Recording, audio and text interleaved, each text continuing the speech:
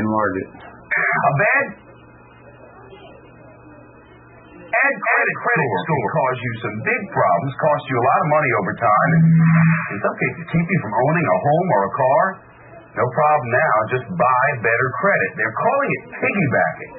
And people pay under this scheme to be added, well, I shouldn't say scheme, they pay to be added as an authorized user on someone else's credit cards. Someone with great credit who's getting paid to allow this to happen. And just like that, the credit score jumps up. Mortgage industry is none too pleased about this piggybacking business. So look from Prolific to West Palm now. And Greg McBride here to talk about it. He's a senior financial analyst at bankrate.com. So Greg, basically what you do, I guess you go to a website and you say, I want my credit to get better. And then what do?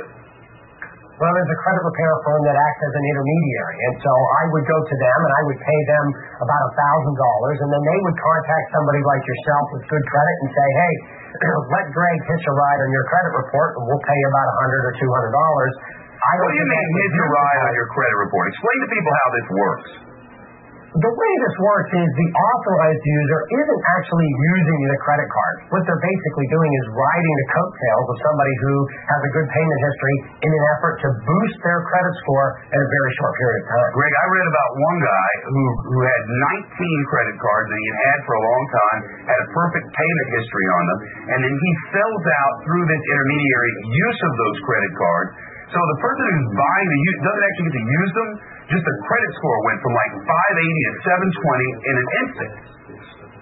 And that's why lenders are so unhappy, because this is a misrepresentation of that borrower's payment history, that lenders are saying, hey, this is outright fraud, and what's going to result is that people are going to end up being able to borrow money, more of it at a lower rate than they would otherwise be able to qualify on their own 2 feet. But this is not illegal in any way, is it?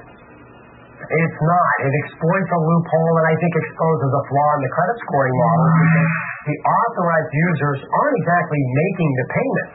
It's the person who's made the payments in the past and has a very good credit record that they're basically jumping on, getting a free ride from them. Let's look at this from the other perspective. If you happen to be one of these people who has great credit and a bunch of credit cards that maybe some you don't use but all have good payment history, and you want to make some money off this, you can certainly do so and do so legally. But what about the risk of ID theft?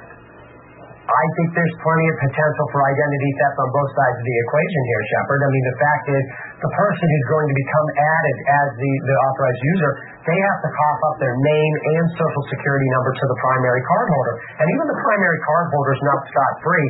If the authorized user did a little bit of digging and obtained the whole credit card account number and the expiration date, who knows? Maybe they could call the credit card company and actually get a replacement card or change the address and get the statement sent to them. So I think there's plenty of potential there on both sides of the fence. Greg McBride, good of you. Thanks very much. Coming up